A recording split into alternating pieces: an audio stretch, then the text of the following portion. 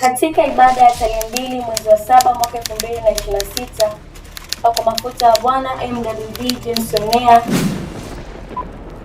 alitoa unabii kwa habari ya Tundu Lissu, na haya ndiyo yalikuwa maneno yake.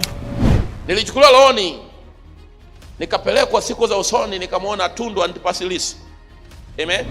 Alafu nikaonyeshwa bank account. Nikaonyeshwa transaction zinafanyika katika bank account yake. Cha ajabu ambacho mimi nilikiona katika yale maono, nilikuwa naona zile transaction, ile ya bank account is not bank account ya local currency. Unanielewa Nikaona fedha zinafanyaje, zinaingia kwenye bank account yake. Nikataka kujua nini maana ya mambo haya. Amen.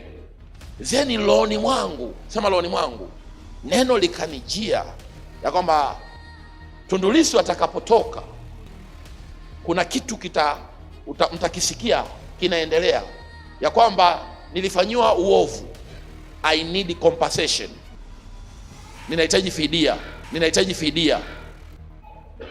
Zeni nikaona mashirika ya kimataifa yakiingilia kati.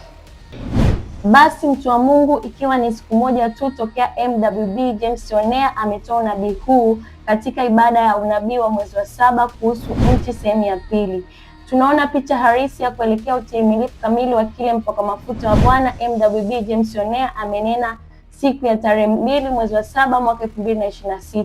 Kwani leo ikiwa ni tarehe 3 mwezi wa 7 2026, mwenyekiti wa Chadema Tundu Lissu ameiomba mahakama ya rufani ya Dar es Salaam iamuru mkurugenzi wa mashtaka DPP kumlipa fidia kwa kile alichodai kuwa ni usumbufu uliotokana na ucheleweshaji wa kesi yake kwa siku 139.